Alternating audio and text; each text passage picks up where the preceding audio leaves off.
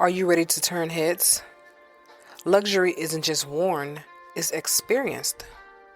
Introducing a Layla Cara style and new up-and-coming designer collection where exclusive shoes and bags for men and women meets your feet. How about you take a handbag and wear it in style, where each piece is personally designed by a Layla Cara herself and handcrafted from the finest material in Italy. Leather, smooth like butter, bold, timeless, distinctly you. Step into true elegance and make your mark with a Layla Cara style where confidence meets craftsmanship. Visit a Layla Cara style and experience the luxury of art that you wear. Welcome back to another episode of Improving Your Thoughts by Freeing Yourself. In this podcast, we'll explore ideas that help you break free from limiting beliefs and step into a more intentional, fulfilling life. I'm Layla, and today we're diving into a topic that sparks a lot of discussion. Is moving in together better to do before marriage? And if so, why? We're going to start by, first, I want to acknowledge that this topic is highly personal and it can be influenced by culture, religious, as well as individual values. There's no one-size-fit-all answer. I have to clear that up. All right. There's no one size fit all answer. So your opinion, my opinion, and others are just what it is. It's opinion. It's an opinion. It's not a fact. All right. But I do want to talk about this topic because I live both. So I was just lying in bed and I was thinking about what do I need to talk to you guys about? And I thought about this topic and I said, you know what? Maybe this would be a great conversation to have, a great discussion to have. So I decided to go ahead and just, let's talk about it. Let's talk about it. All right. So just keep in mind that everything that I'm talking about here is personal and it's for your own personal perspective. All right. But we can explore various perspectives and the reason behind them. I want to talk about that. All right. So let's also acknowledge that people have different views on cohabitation before marriage. So believe it or not, it's essential to truly know your partner. And some believe that if you are cohabitating before marriage, you get that opportunity to get to know your partner. While on the other hand, it might take away from the commitment of marriage in itself. So what do you think about this? What is your views on cohabitation, living together before you get married? Living with your partner. What do you think about this situation? But keep in mind that both perspectives are valid, and it's really comes down to the individual beliefs, value, and circumstances.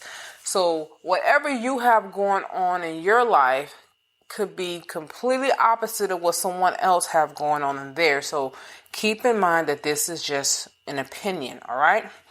So let's talk about the benefits of moving in together before marriage. I want to discuss that because I feel like we always focus on the benefits. We never really think about the downfall. Some people do. But then there are those who only think about the downfall and they don't never think about the benefits. So I want to discuss both, and I want to kind of give you some insight on how to go about it if you are going to cohabitate before you get married. So this way you will go into the living arrangement with knowledge, not just going through it blindly without the actual experience. You will have the opportunity to have some things in the forefront of your mind. First, let's look at the benefits of moving in together before marriage. One of the most frequent cited advantage is the chance to truly get to know your partner. Living together allows you to experience each other day-to-day habits, the quirkiness of each other, as well as each other's routine. This also deepens your understanding, which can reveal compatibility in the way that dating alone might not help you. One of the is 5 aspects of living in together will help in your situation. These are things that you're going to have to understand, that if you don't master these things while you're living together before you get married, you're going to bring these things into the marriage. So definitely pay attention to this part. And whatever issues you might have pertaining these 5 situations, you're going to have to take hold of it before you get into a marriage. If not, it will take hold of you. So number 1 is compatibility check. You want to check the compatibility of each other. So living together allows you to see each other's habits, also each other's quirkiness. You might have a thing about you that gets on someone's nerves. Let's say, for instance, every morning you wake up, you have allergy problems, and you start snorting or making some like that kind of noise. Or are you a snorer? And your partner might not notice about you when y'all are only dating and living apart. Those things can become a problem when y'all move in together if they are not comfortable with this. So this is one of the reasons why you want to know if you're compatible. You want to do the compatibility check. And you also get to learn each other's daily routines. What do your partner do daily? Your partner might decide that they meditate every morning, while you just feel like you just need to get a cup of coffee, and then you rat. When I say rat, I'm talking about talking too much. You just get to talking and writing off at the mouth, and they want quiet. So is that something that y'all compatible for? You might not be compatible in that area. So it's not saying there's something that's wrong with you being chatty in the morning, and it's not saying anything wrong with your partner being quiet in the morning. Just understand, is this something that you can deal with, or can you compromise with each other in this area? So it's one thing to date someone, but cohabitation can reveal deeper aspects of your personality, your personal lifestyle, as well as their personality and their personal lifestyle. So don't ignore these things when you're paying attention to the compatibility of each other. Please don't ignore this, because this could be the main thing that can break you two up. This can break you guys up, okay? So take notice of this. Number 2 is conflict resolution. So I talked about conflict resolution in other podcasts. If you want to go back and look, I think that's either season 6. Yeah, it is season 6. So you can go back to season 6 and you can listen to that podcast about how to solve conflict resolution, how to solve conflict. It will teach you about situations and how to address the situation without it turning into an argument or even a fight. All right. So number 2 is conflict resolution. Sharing a living space naturally bring challenges. Couples who live together before marriage get a chance to practice conflict resolution in real life scenarios. Learning how to communicate, compromise, and work together. You want to work through these issues before you make a lifetime commitment. You have to learn conflict resolution before you get married. Some people don't do that because they never lived together to be able to resolve these issues.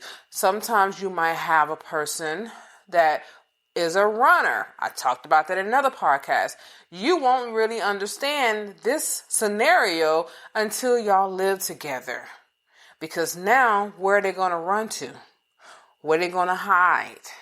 Most of the time when you are living apart while you're dating, you can easily just go home, not answer your phone, and just ignore the person. But when you live together, you don't get that opportunity to ignore each other unless you just choose to not come home. That's a problem all in itself, all right?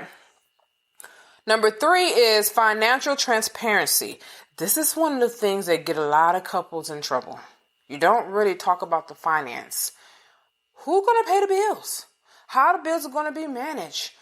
Who in the household is going to manage these things, all right? So managing bills, rent, and household expenses together give you a clear picture on how the both of you handle money. Financial compatibility is a major factor in long-term relationships, and living together can help you establish a rhythm before you tie the knot.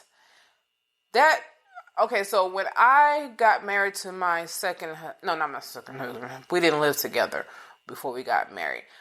My current husband now, when I got married to my husband, Marcus, let's say his name is Marcus. When I got married to Marcus. We'll be back after a quick break. If you haven't already, check out my luxury shoe and bag collection, a Layla Carroll style. Each piece is personally designed by me and handcrafted from genuine Italian leather. Whether you're dressing up or keeping it casual, these pieces were made to help you walk with confidence. Because real style starts from how you feel.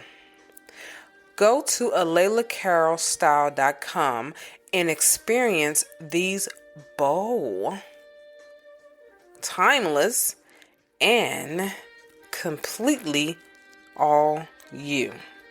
Check it out. You might find something you like. I moved in with him. I wanted to know what I was going to be getting before we got married. Keep in mind, this is my third marriage. The first marriage, I lived with him as well. And then the second marriage, I did not live with him. I didn't move in with my second husband until after we got married. So we lived in 2 different states. He lived in Nebraska, I lived in Texas. So we just continued to date long distance, but it wasn't a long distance relationship because we was together a lot.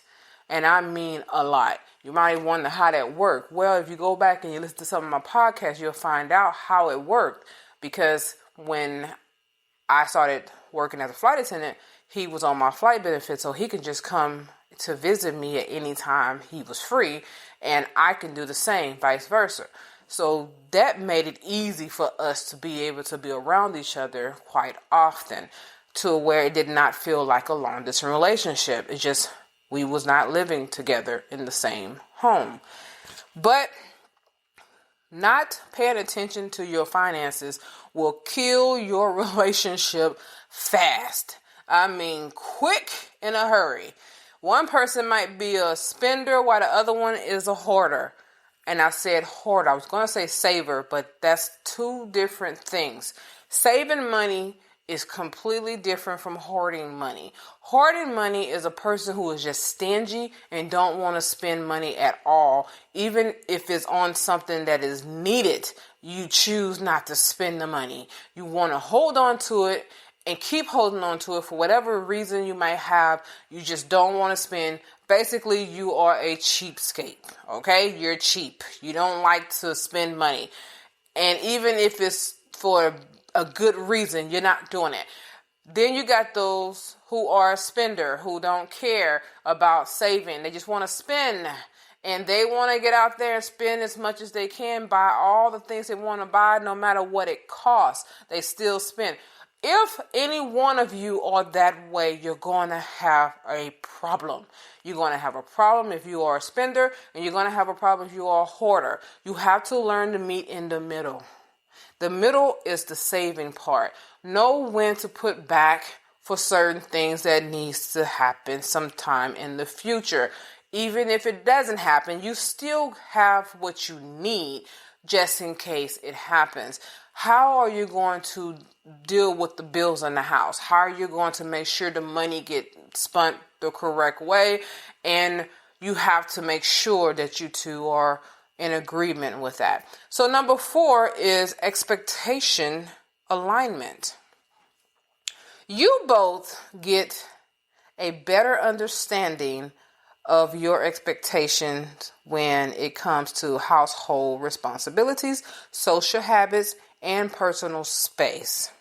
This insight can help prevent surprises later in your marriage. This is when the communication has to take place with what are you expecting from each other? What are your expectations from each other? I also have a podcast that I talk about letting go of your expectations. You can go back and listen to that. I think that is either season 2 or 3 or whatever, but go back and check that season out, that particular podcast, and I talk more about your expectation, because this is a big problem that most relationships have. People get together with a thought of what the other person is supposed to be like and what they think they are supposed to get from that person, when that person is completely not that. Just what it is. They're just not that. So then you're disappointed because the expectation is not meeting your reality. It's just what it is. So think about what it is that you are wanting out of your relationship. So, for example, when me and Marcus got married, before the marriage, I asked, what do you expect from me? I came out and asked those questions. What do you expect from me? What do you want me to do as being in the house with you? Because I moved into his home. He is the first person that I actually moved into instead of the other way around. Now, when I was living with my first husband, I moved in the house with him and his sister. That's what happened the first time we moved in together. My mother was tripping and she kicked me out, and I didn't have nowhere to stay. So that's how I ended up with him. It was more on a, what you call a desperation type moment versus a choice of this is what I want. I really didn't want to live with him. I wanted to continue to date separately, but it didn't work out that way because my mother was tripping out. And that's a whole other story in itself. Matter of fact, I think I talked about that in the podcast as well when I talk about some of the things I went through in my past marriages and stuff. And my mother tripped out and she kicked me out. And I was, 23 years old at this time? And you might say you're 23 living with your mom. No, it's a whole story that goes into that. She needed me to live with her in order for her to get the house that she has. She wanted to use my brother's credit. She wanted to use my money, and she needed us to come together to get this house that she is living in right now to this day. Matter of fact, I own the land that she lives on in that house. Yes, I do. So all I'm saying is that you would think, how can she kick you out if you own? It's a whole nother story. My mom went, ooh, it's another story. So let's not go there. I'm not talking about my mother, but I want to address that how this got started with me living with my first husband was not a real decision that I made. So I didn't get an opportunity to ask the questions that I am asking my husband, Marcus, that I got the opportunity to ask him. So when I moved in with Marcus, before I came, I had my own place, and I was very skeptical about moving out of my place to his place.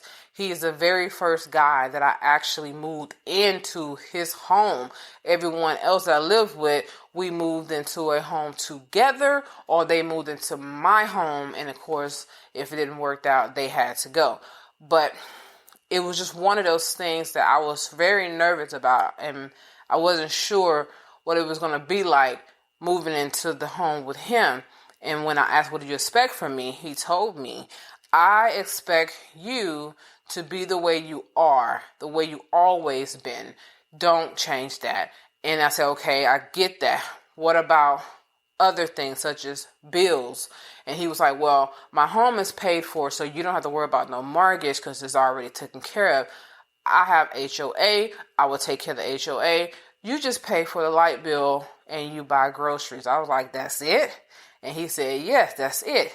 I said, man, that's a deal. Are you sure about that? Because I come into your home and that's my expectation, is that I'm just paying the light bill, the energy bill, and I am buying groceries. Okay, don't start changing up on me now. And he was like, trust me, I don't really have bills. I just have my car note, I have my phone bill, and insurance. And he just went from there. And I was like, well, I got the same thing, and voila, let's make it work. So here it is, fast forward almost 5 years later, we're still making it work. It's still working out the same as if I first moved in here, because we also knew each other for some years. I've been knowing this man way back in 2012, so we've been knowing each other long enough to understand our habits when it comes down to our likes and dislikes. You might not be in that situation. You might have somebody that you're just getting to know. So this is why you have to be careful with how quickly you are deciding to move in with the person and how quickly you're deciding to marry this person. But if you have had some time put into your relationship long enough to understand that this is the person you want to marry, then that means that you have to start asking questions. You have to pay attention to what you're actually witnessing and not lie to yourself. So number 5 is strong emotional bond. Moving in together can strengthen your relationship by creating shared experiences, routines, and deeper emotional connections. It allows you to build a foundation for teamwork and mutual understanding. Another significant benefit is the ability to test and strengthen your relationship. Living together requires a higher level of cooperation and compromise. You will both need to manage household responsibilities, not all on one person. You cannot think, men, I'm talking to you fellas, you cannot think that because you got a woman in the house, she's supposed to take care of every single thing in the house. Or you only take out the trash and she does dishes and she cleaning up the bathroom and mop floors. No. We're not in the old days where you have to live that way. Now it is time to get out of that mindset and understand that you're dealing with a new age person, a person of a new generation. They're not back in our great-grandmother ages. They're in the new generation, which means that there's a lot of things that we are just not going to do. So, and there's a lot of things we're just not going to put up with either. If you want a healthy relationship, share the household responsibilities, okay? You're living there too. So why is it so hard for you to clean out your plate that you just ate from? And I'm pretty sure she probably cooked that food, or you might have cooked the food. No matter who did what, you live there too. You should want a clean house just as well as she does. All right. Finances. You want to know who's going to manage that. And personal space. I'm going to talk about personal space a little bit deeper in this podcast because I've learned something about personal space that I had to experience on my own. And I will talk a little bit more about that a little deeper into the part when we get a little deeper into the podcast. All right. So these experiences can help you build better communication skills and conflict resolution strategies, which are crucial for a successful marriage. Now, I have already had 2 failed marriages, okay? And then this third one is completely different from the other 2. What makes this marriage different from the other 2 is that I actually got the opportunity to be friends with this guy. Marcus and I were friends before we even started dating. Matter of fact, he had got married to someone before I got married to my second husband, and then I got married to my second husband. Then he divorced his first wife, and I was still married to my second husband, and then I divorced, and then that's how that went. But the thing is that we got the opportunity to literally get to know each other as friends. No hanky panky. We didn't do none of that. There was no sex at all involved. And matter of fact, I didn't even know he liked me the way he did until after my second husband and I divorced. Well, actually not divorced, when we were separated. When we separated, that's when he actually confessed his feelings about how he really felt about me. So, just saying, the reason why our marriage is working out now is because I have grown. He has grown. We mature and we learn from our experiences instead of allowing ourselves to repeat those experiences. We decided we're too old to be fighting with each other. We're too old to be fussing and making stupid mistakes that we have already made with each other. So we decided not to go that route. If we got issues, we literally talk. Yes, we talk. And if he's in his feelings or I'm in my feelings, we learn how to give each other the personal space. That's why you and I are going to talk about this. I'm going to discuss this personal space with you guys because it is very crucial in any relationship, whether it's a friendship, a relationship as far as romantic, you have to learn personal space. All right. So additionally, moving in together before marriage offers a practical perspective on sharing, living together. It allows you to navigate the logic of combining your lives, from merging belongings, your stuff. Yeah. A lot of people don't even talk about this. What happens with your stuff when you move in together? Who gonna do what? How you gonna set up your house? Who furniture going to go into storage? Who's going to sell what? This is stuff that needs to be talked about before you live in with each other. Before you move into the house, how is that going to take place? Who going to do what? You bringing in your furniture or you leaving your furniture? You going to sell your furniture? You going to put it in storage? What you going to do? Topics. Different situations to talk about. All right. So this practical trial run can make a traditional marriage work a whole lot smoothly, as well as lessen your stressfulness. All right. You have to have these conversations if you want your relationship to work. If you want to get married and you want it to work, these topics need to be addressed before you say I do. Before you go and pay for the marriage license. Before he or you go and get a proposal ring, an engagement ring. Before you do these things, you have to have these discussions. Now, notice I haven't talked about children, because some of you guys might already have kids. That's a whole nother topic within itself. Right now, I'm discussing people who don't have kids. The kids situation, it's going to have to be a whole nother podcast. I can't really get deep into the children's situation because it is very difficult and different, all right? Also, financial consideration also plays a role. We already talked about that. So, cohabitating before marriage can help you both save money. That we didn't talk about. By sharing expenses like rent, utility, and groceries, or anything that you have that y'all two share together, even internet or whatever, you will come down on your bills. You will come down on your spending due to the fact that y'all are now sharing the load. So it can also provide an opportunity to discuss and align your financial goals and habits, ensuring you're on the same page before making a long-term commitment.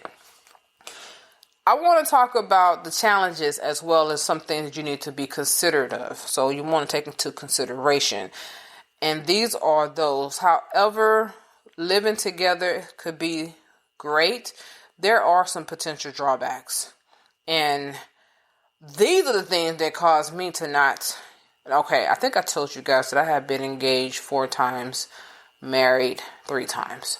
So my very first engagement was to my high school sweetheart, and we lived together. Matter of fact, he was the very first guy I ever lived with, and we cohabitated with each other for 2 years before he proposed. And then, of course, we stayed together about maybe a year, right up to the getting close to the wedding day. And I called the marriage off. I couldn't do it. And these are part of the reasons why I couldn't do it. But there's way more reasons to that. We will definitely talk about that a little bit. So one concern that is a possibility of cohabitation insurance, this term refers to the tendency to stay in a relationship because it's convenient, even if it's not fulfilling and it's not healthy. A lot of us stay in a relationship just because we are comfortable. We got used to being with the person. We know what this person is like, even in their dramatic states as well as their dysfunctionalities and stuff that's going on. You still stay with them because you're comfortable there. Well, when couples move in together, they might feel pressure to stay together due to shared leases. Your name is on the lease, so now you don't want to leave because you don't want to break your lease, and you have to pay that. It might go on your credit, or you don't have the money to pay for a new lease to get into another spot. You might have to go live with a relative or another friend, and you're not going to have your independence, so you normally will stay in a relationship because of those reasons. Also, your belongings, what you're going to do with your stuff. You bought a TV and you didn't bought this big TV that you don't know where to put it at because of the fact that you bought it for that particular home. And you don't want to leave it in the storage because it's not good to leave electronic devices like that in a storage for a long period of time because it will wear itself out just because it's not doing anything. And then your social expectations. Your friends, what they gonna say? Girl, I told you not to be moving in with him. I told you it wasn't gonna work. Bro, didn't I tell you that was not gonna work? You don't want to hear those things.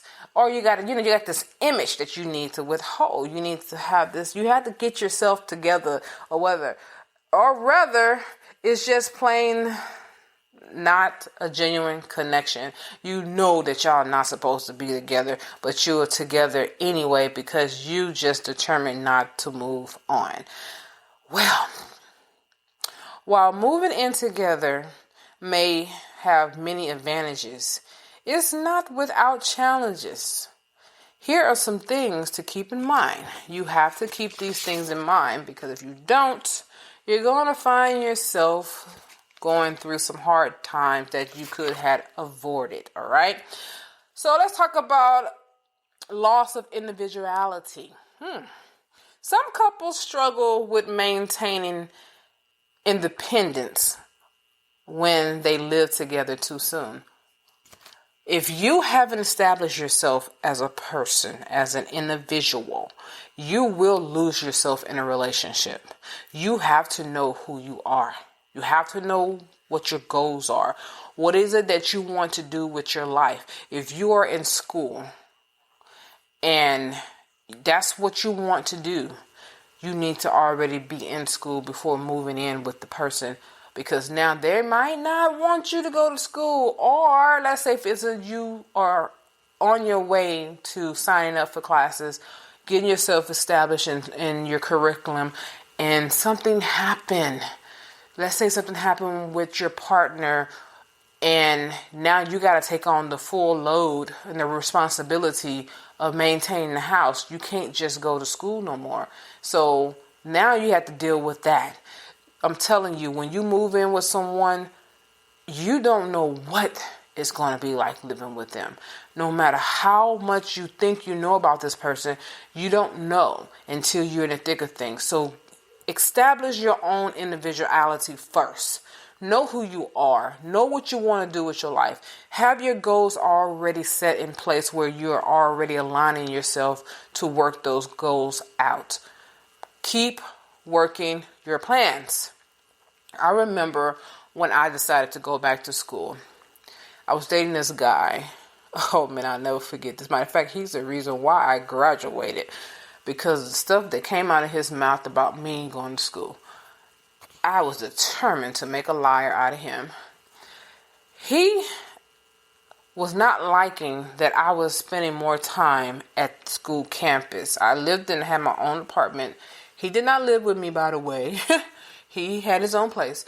But because he didn't get the opportunity to spend as much time with me as he wanted to, he was making it hard for me to be able to enjoy college again and being in the classroom and stuff like that. And he would call and leave crazy messages until finally he was like, I don't believe you at school. And I'm like, I am at school. I took a picture of myself sitting in the classroom, and some people, not really showing their faces, but trying to show some people around me sitting at their desk, letting them know I am at school. And when I got out of class, I remember him coming to the house, and he said something to me like, yeah, you might be in class or whatever, but I don't know why you going back to school. It ain't like you're going to graduate anyway. And it's not my fault that you chose to go back to school. You need to find a way to find some time for me. And I just was like, did he really say what he just said to me? That ain't like I'm going to graduate. He put all that negative energy out there. And I told him, let me tell you something. First off, don't get mad at me for wanting to better myself. You the one chose to make riding decisions about your life. And because of that, you don't think I'm going to be able to succeed because you never succeeded. And on that note, you and I, we got to be over with. And yeah, I broke up with him. I really did. I knew at that point we wasn't compatible. And I knew the hatred was going to continue to keep coming through. And we had just begun the relationship anyway, so it was easy to depart ways with each other. But he didn't make it easy because he still was trying to come around. So eventually he did leave me alone. But I'm just letting you guys know that you have to establish yourself, okay? Establish your individuality before you move in with your partner. And then expectation versus reality, okay? I know we talked about this, but you got to understand that the fantasies of cohabitation doesn't always match the reality of what is going on. Be prepared for adjustments. You have to make adjustment. You might have thought that you would have all these wonderful, blissful nights together.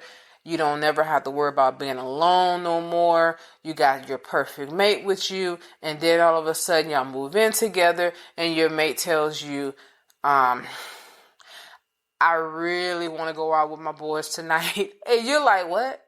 Wait a minute. I thought that we was going to be chilling watching movies. Well, we used to do all that, but we live together now. So why do I have to be home all the time? I never was a homebody. I was always somebody to get out there and enjoy life. And now your expectation of having this person with you all the time, especially at night all the time, is not the reality. Okay? So please understand that these things could occur with you. That's what happened with me and my first fiance. When we moved in together, he was always gone. We got a whole place together, but you're never home. I was always at work, at school, and at home. That's what my routine. That was my routine. Work, school, home. Work, school, home. And I was 20 years old at this time. Yeah, you might say, dang, you was young living with someone. Yes, I was. I moved out of my mother's house at age 18 now. Come on now. And I knew, and I say school, I'm talking about college, because I graduated high school in 97. So I knew that I needed to do something with my life, but I wanted my boyfriend at the same time. We was high school sweetheart. We went to high school together. We was dating in high school. These are the things that we did. So I didn't think it was going to be a big deal. I really believed that we was going to be together all the time. No, that did not happen. He wanted to run the streets with his boys. He was heavily into basketball, which that's what he had a scholarship in college to do, is play basketball. So he was living that life. Yeah, the athlete life out there with all the girls. Knowing he had me as his girlfriend, but he was cheating on me heavily. And he was going through his thing. And his mother was the one that told me that I need to find something to do. She's like, all you do is go to work, you go to school, and you come home. You need to do something with yourself. Go out and have fun. Get with your friends and go out. I wasn't a club person at the time. I didn't start going to clubs until I was 21 years old. So everybody else was clubbing at 18. I wasn't. I was the type that I think that I should. And so I was always like a homebody. And that's because I have my own home. Now I can literally enjoy my space. So why be out in the streets? That's what I was thinking. Come to find out, that's not what the reality was. So my expectation did not meet my reality is what I'm saying here. So please make sure that your expectation meets your reality, okay? And then commitment concerns. Now I just talked about my first fiance cheating on me, all right? So some argues that cohabitation can make it easier to stay in an unfaithful relationship out of convenience rather than commitment. That's what I did. That's why I stayed with him as long as I did, knowing he was cheating on me. I knew that. Matter of fact, when I found out the first time that he cheated on me, it came out of someone's mouth that knew the person that he was cheating with. And that person happened to have been there in my face at the time. Now, what did I do? Did I act up? No, I was civilized for that moment. I didn't trip out and none of that. I wanted to know more. I wanted to be certain about this before I jumped that girl. And then on top of that, why jump her? When he's the one that's in the relationship, not her. So I actually jumped him when we got home. Yep, I did. And it went downhill from there. So that's a whole nother story within itself. Anyway, so some studies suggest that couples who live together before marriage might have a higher likelihood of divorce. While this is not universally true, it's worth considering that the reason behind moving in together, whether out of convenience or a clear mutual decision to test compatibility, can impact the relationship's future. You have to know why are you going to be living together. What is your reason for this? Don't just do it just to do it. Don't do it because you don't want to be alone. That's the worst decision. That's the worst reason, matter of fact, because of the fact that if you're cohabitating with your mate because you don't want to live alone, you might not ever get married. Because now that they know that that's your reason, then they're already fulfilling your needs. So what's the purpose of getting married? Another reason is that, oh, I can cheat on you because you just don't want to be alone. So I can get out here and have sex with everybody and be with everybody until I'm tired of you. And then I move on to someone else that I respect more than you. So be careful with your reasons of why you are cohabitating with the person that you're with. Another potential drawback is the challenges of maintaining a sense of novelty and excitement. So you didn't think about that part, did you? Yeah, that happens to a lot of couples. Some couples find that once they've moved in together, the thrill is gone, baby. Ew, there's no more sexual, real, romantic situations happening. You done lost all your relationship dynamics. It just isn't the same. The sex is boring. You're like, wait a minute, we used to have great sex before we moved in together. What happened to us? Now it's the same thing all the time. Or they want it more than what you're ready and willing to give them. And you're finding it hard to keep up. Because before you lived together, you got a break. You was able to go home and chill and go to sleep at night without being bothered and messed with, okay? So these are things you got to take in consideration. So it's important to keep the romance alive, all right? And continue to invest in your relationship, even when you're sharing your living space together. So my husband and I, we go out on dates. Matter of fact, we're finna go on a date tonight. I know you might say it is the middle of a week. Yes, today is Tuesday, but we're going on a date tonight because I gotta go to work on Thursday. I will be gone for the next 4 days. Give me my time. All right, so I can give you a good time tonight when we get back. That's what it is, baby. So I love that because I look forward to those moments that we have together. And having those moments are very important for your relationship. Now, here are some tips for making cohabitation before your marriage a positive experience. Before you get married, here's some good things to consider. All right, I want you to succeed in this area. I want this to work for you. All right, so we're going to explore making cohabitation before marriage a positive experience. Communication is key. I know you heard this a lot, but it's the truth. Communication. Have open and honest communication about your expectations, about your boundaries, and long-term goals. If you don't know what your partner really is expecting from you, guess what? You will be surprised about what goes down. And if your partner don't know what you expect from them, they're going to be surprised, and it's going to cause an argument somewhere along the way. Or something's going to happen that's going to change the dynamics of your relationship. And then you're going to try to figure out what happened.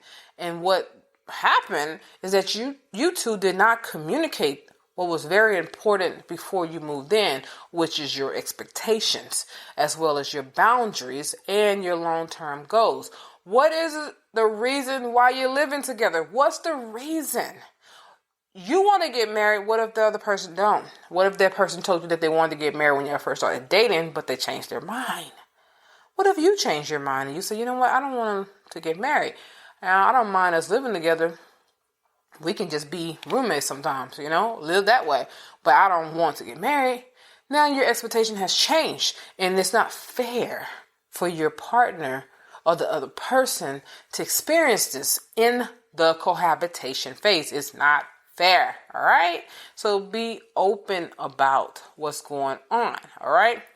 So ensure that both partners, you want to ensure that the both of you are on the same page about why you're choosing to live together. Hey, if you do this, it will help you tremendously. You want to set clear boundaries, and setting clear boundaries is very crucial. discuss how you're going to handle household chores. Who's going to do what around the house? My first husband was really good at this. Me and him cleaned up together. I remember that. He would take the upstairs, because we had a townhome. He would take the upstairs part, and I would take the downstairs part, and we would both meet in the middle and clean. And that was one thing I could say about him. We did not have a dirty house. So our house stayed clean. And that was good. Maybe because he was military, he was in the army, and that was something that he got used to doing. But I was also a clean person. I'm still a clean person. So that's just what that is. And then also we talked about the finance. You want to make sure you know about that. Now let's talk about personal space, all right? Personal space is crucial to have. You want to establish these agreements early, all right? That way it can prevent any misunderstanding as well as conflict down the road. Reason why you want to establish these things is because you don't want to get into an argument behind something that should have been discussed at an earlier time. And if you don't do this, now you're in the heat of things at the wrong time. And what I mean by the wrong time, let's just say, for instance, that y'all could have done this and had this conversation when the two of you was not mad at each other, which would have made the conversation a whole lot easier, all right? But now the two of you are pissed off and y'all saying things to each other that you shouldn't be saying. So this is why you have to have these conversations before moving in, all right? Also, I did say we was going to talk more about personal space. I'm dragging on that for a reason, because it's very crucial to have your personal space. And the reason why is because you are an individual, all right? Yes, you married or you in a relationship, but baby, you are not your partner and your partner is not you. I know the scripture says the two become one, but I'm going to explain to you what that really means, because a lot of people don't really know what that means. The two become one in a sexual position. When you are lying there as a woman and you open yourself up, and then your partner as a man come into you and he insert himself inside of you, that is when the two of y'all are connected as one. All right? It doesn't mean that you are him and he is you. No. Y'all are literally two individual people. All right? So, you have to have your personal space. When you are always around each other, you will find out that y'all get on each other's nerves at some point very quickly. So you have to find space. Even if it's just in the house, you have a man cave, you have a she shed or a glamour room, or just going over to your friend's house, or even just going on a trip somewhere with your friends. Whatever the case may be, you're going to need your personal space. If you do not have that, you will find yourself feeling the pressure. So it is also essential to maintain your sense of individuality while living together. It's easy to fall into a routine and spend so much time together that you forget that you do have a life outside of each other. However, it's important to maintain your individual interests. What interests you outside of your relationship with your partner? You might have some friends that are saying, dang, girl, every time you get in a relationship, you just forget about us. Hey, I know some people like that. And I used to be one of them. Yeah. I would get a relationship with someone and my whole world is around that person. But then as I got older and I started coming into myself and gaining some individualities about myself, that changed. Like, for instance, my best friend, which is my sister, her daughter is getting married next month on the 11th, and it's going to be in Vegas. Well, I'm going to that wedding. My husband, I invited him. I said, if you want to come, you're welcome. But if not, I'm still going. And he said, okay, that's fine. Do your thing, baby. And I'm like, yes. Because you got to understand, you cannot do everything with the person. And then on top of that, I put my best friend on my flight benefits so me and her can go on trips together without a man involved. Without him, my husband, and without my best friend's boyfriend. It's gonna be the two of us. So you have to have some time, some personal time as well. What are the personal times that you need to have? Well, sometimes I enjoy watching chick flicks. And I know my husband don't care for it. So I have to have those moments away from him so I can watch my chick flick movies, okay? Then there's sometimes I like to watch my reality shows. Oh, he can't stand reality shows. But I enjoy watching some of them, That's just some juicy gossips, juicy stuff sometimes. It ain't my life. So I enjoy watching other people, they put the information out there for us to watch it, so why not, And when I get out there and I be watching my stuff, that's my personal time, so he knows, like, okay, well, you doing your thing, and then, of course, he have his thing where I say he goes to play basketball, he even have his own friends and stuff like that. That's where you're going to have to learn to establish these situations early on about yourself before you cohabitate. That way that person know that, okay, you do have a life. All right. So this balance can help keep the relationship fresh and to prevent feelings of suffocation. You don't want to feel smothered. All right. Then you got some relationship where you do feel smothered. So you don't want to feel smothered. So you want to consider seeking premarital counseling or relationship coaching. So if you know a coach that's a relationship coach, you might want to get with them. They're a lot cheaper than the counselor, unless you are a church person and you have a pastor that can counsel you for free. It should be a part of the membership that y'all have with the church, okay? So anyways, these resources can help these could be valuable tools for you, right? It also has insight that can help strengthen your relationship and to provide and prevent you from making mistakes that could be dealt with early on, but also it can help you with preparing you for marriage, for the marriage life. Now, what makes me an expert? Shit, I've been married 3 dang on times. And I have failed twice. And I finally got it right this time. And not only did I got it right, I'm at peace with this marriage. I don't fuss with my husband. We don't fight with each other. We understand each other. We're on a different level in our lives.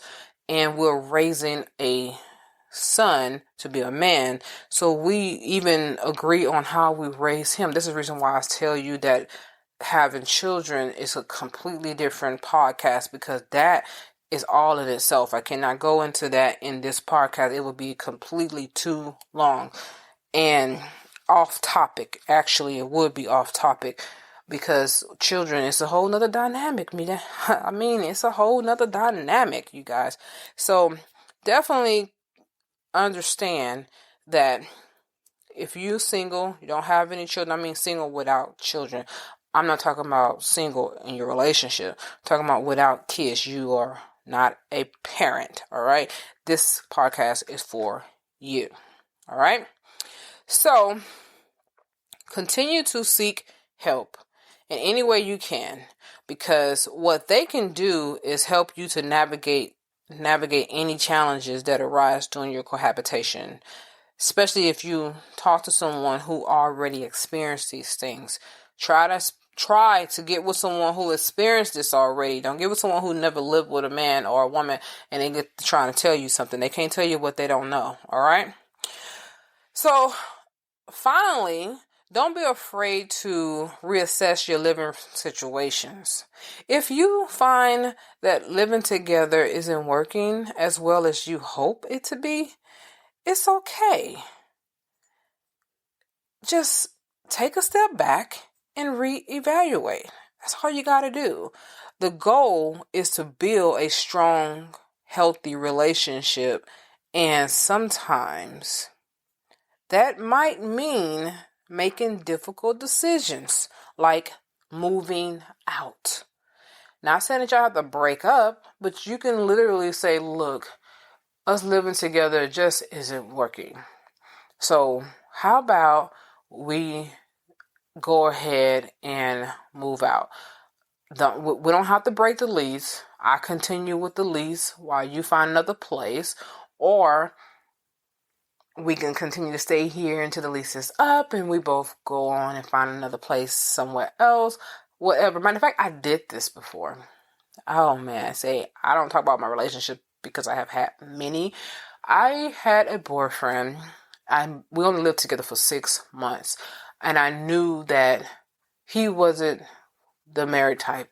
He knew as well. He was a mama's boy. And what I mean by that, anything his mother says, go. So he completely just disregarded the fact that he was a grown man and that he had choices of his own that he can make.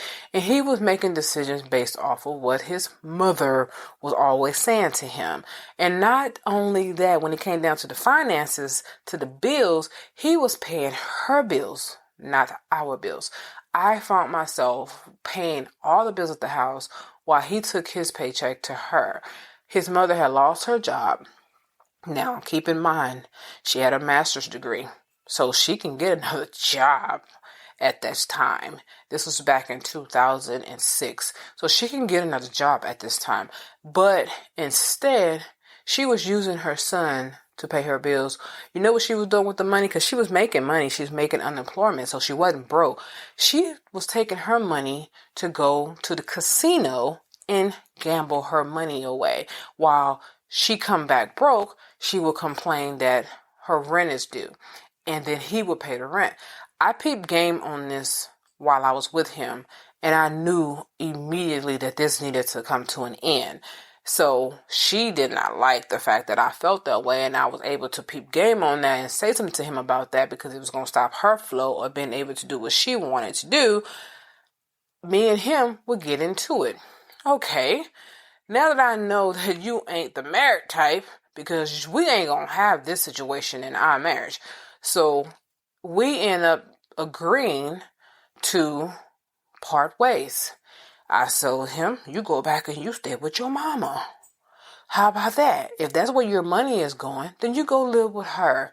And I can continue to maintain the bills here. Although his name was still on the rent, what ended up happening was that he went to the leasing office and got his name removed off the lease. And I was the only one who had my name on the lease, which was a good thing because now I don't have to worry about him dictating what I did in that house. You heard?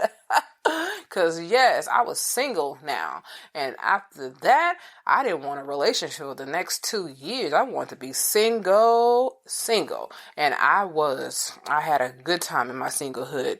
I went out when I wanted to. I played around when I wanted to. I wore whatever I wanted to wear, even if it was skimpy. I didn't care. I didn't have nobody in my ear telling me nothing. So sometimes reassessing your decision and reevaluating your decision could be a really good thing for you. So don't take it lightly like, oh man, I made a mistake and I got to live with this mistake. No, you don't. You got to live with that. Don't choose to stay in something that's not working, all right? Move on. Learn from that mistake and move on. You get one life, so don't waste it wasting your time, all right? So at the end of the day, whether or not you move in together before marriage, you want to make sure that you know this is a personal decision that you're making, not a decision that anyone else is making for you. You have to make sure that what matters to the both of you is communicated. Your expectations got to be communicated. Everything that you have going on in your life, from schooling to your job, if you feel like you want to change your job and find a new job, those things need to be discussed, okay? So discuss your long-term goals. Make sure that your choices align with your partner's choices, that y'all are aligning your vision for the future. You have to make sure that. So if you or your partner, if y'all are considering to move in together and you're taking this step, you want to have an open communication about your finances, about the household responsibilities, and about what cohabitation means for your relationship. What does it mean to you? Why are you living together? I'm going to keep saying that. What does it mean to you? Does it mean that, okay, we living together to learn if we're going to be together? I'm going to tell you something that I did with my first husband. When we moved in together, I told him we're going to sign a year lease. We finally moved out of his sister's house. So we're going to sign a year lease. During this time, I am evaluated if I should marry you or not. And if we don't get married, or if we don't get engaged by the lease is up, which is 12 months, you're going to move out and I'm going to stay here. But you are going to move out and find somewhere else to live. We don't have to break up. We can continue to date each other and figure out if this is what we want. But I'm just letting you know I don't want to continue cohabitating with you. And he said, okay. By month 11, he proposed. Now, I don't know if he proposed because he didn't want to move out or because he really felt that I was the one. Either way it go, that's what happened, okay? So you have to share your expectation with each other. You have to tell each other exactly what it is that you are looking for in the relationship. Don't waste each other's time, and especially don't let someone waste your time.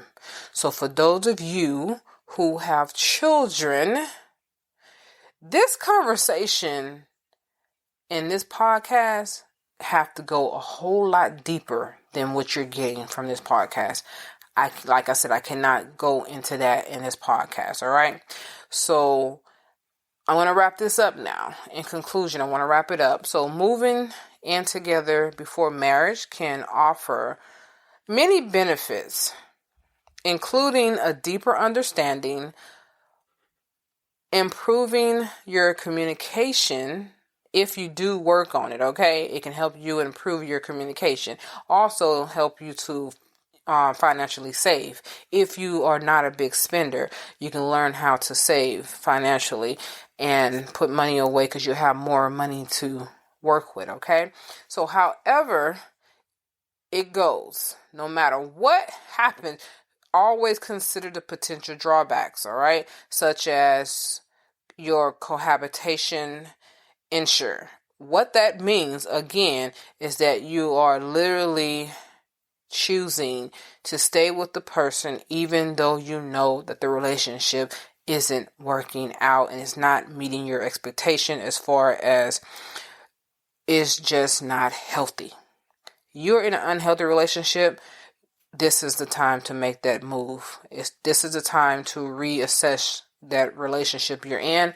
This is the time to reevaluate your living situations. If you don't know if your relationship is healthy or unhealthy, go back to my podcast where I talk about healthy and unhealthy relationships. It's in this season 7. Go back and listen to that and you will know. You can be able to do the check marks. Yes, this is what's going on. Yes, this is what's going on. Nope, this is not what's going on. You can do those things, okay? And you can do the checklist and see what type of relationship that you have, all right? And you want to continue to set your boundaries, have your open communication, maintain your individuality, and seek support. So couples that make these decisions always have a positive outcome in their relationship, okay? So thank you for joining me in this episode of Improving Your Thoughts by Freeing Yourself. I hope this discussion is great for you. I hope that it provided you with some valuable insights and your perspective on moving in together before marriage, that you got some better understanding on what you should be looking for and not just hopping into a home together just because it's the thing to do. All right. So remember the most important thing about making decision that aligns with your value. You want to make sure it is something that you are valued, is something that values you and your beliefs and, your expectations. And I'm not talking about unrealistic ones. I'm really talking about the ones that you say, hey, I expected to get married. This is why I moved in. And now you're reneging on this. I got to move out. All right. So you want to make sure that this is something that you want to do. All right. So you want to continue on. So until next time, you want to stay intuitive. Please stay in tune and feel free to keep freeing your thoughts. All right. And with this podcast, please sign up for the subscription. I don't really ask this, but I'm asking you to subscribe as one of my listeners. Go ahead and do that. That way you will always know when I post. I don't post every day. I don't post every single week. And I don't even post every month. But I try to get it in. The way I do my podcast is when I have something that's on my mind that I want to discuss and share with you guys that I think that you can benefit from, that's when I actually come on to speak. So if you're saying, dang, she's not like most people that do a show every single week, like, come on. No, I don't do a show every week. First off, I don't have time to do a show every week due to the fact that I have a busy lifestyle. I'm running a business. I am also working a career, and I have to put it in when I can get in. Yeah, I can try to do a whole bunch of recordings and then just schedule them. But I find myself more effective when I'm in the moment versus me doing pre-recordings, because there's something about me that is just different from everybody, and I embrace that side of me. I embrace my differences. That's what makes me who I am. Layla. Okay, so anyway, signing out. Layla. Are you feeling overwhelmed and exhausted by stress? Introducing Stress Management with Imaging Coaching, your ticket to a calmer, more balanced life. In this journey you will be taking with us here at Imaging Coaching, we'll equip you with powerful techniques and tools you can use to conquer stress, regain control, and transform your life. From deep breathing exercises to mindfulness practices, you'll discover the tools to relax your mind and body. Come join us on this transformative path and unlock a world of inner peace and resilience. Don't let stress hold you back any longer. Take charge of your well-being today with Imaging Coaching, your stress management team. Discover clarity. Defeat stress through Imaging Coaching at imagingcoaching.com, at imagingcoaching.com, at imagingcoaching.com, at imagingcoaching.com.